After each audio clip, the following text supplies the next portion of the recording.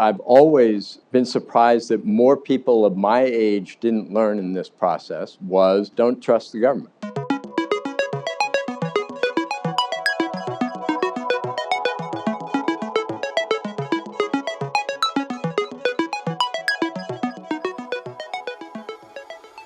So one of the things that we've really focused on at a company is not just being resilient through volatility and up and down markets, but this whole concept of being anti-fragile, where the fundamental thesis of the company has always been, how can we do better as a recession or the market slows down or there's volatility?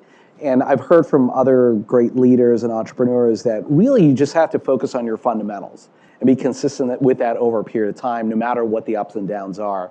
But if you're looking at from during and post-Vietnam era, there's an incredible amount of volatility in the markets.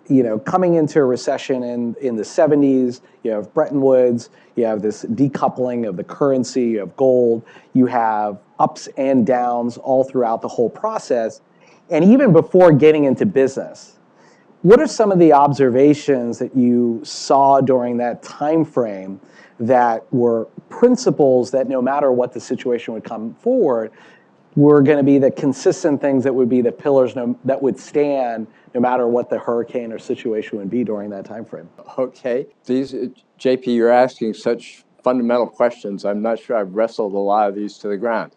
In terms of a fundamental pillar of learning, which I've always been surprised that more people of my age didn't learn in this process, was, to be honest, don't trust the government. If the government's involved in something, it's likely to go off the rails. And as someone whose life was defined for a period of time by what my draft number was going to be, and seeing colleagues of mine and friends of mine who either died or whose lives were destroyed by being sent to some strange place to fight something that was, first, many of us thought at the time was complete bullshit, but is even more so in retrospect complete bullshit. That had a profound impact on me in terms of how to relate to government.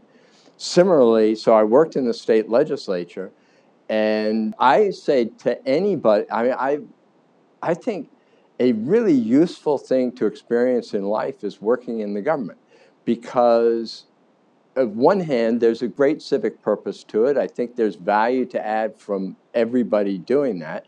And on the other hand, you go, boy, the less of this, the better, because honestly, all the incentives are all wrong. I mean, if you think about how you all run an amazing organization and how you think about it and how you're oriented to problem solving, and then do 180 degrees away from that. That's the government, and it's true even with people who have the best of all, and I can give you just so many examples having thought, gee, I can fix this, I can do this better, and the answer is no, it's not. So that's a pillar, and that pillar leads to self-reliance and what you're going to focus on and what your core values are and what you care about. And for me, that tends to be way more individualistic, helping people more directly rather than through systems. There are a lot of other things that spin out from that, but probably the first is to learn, God, this government stuff is scary.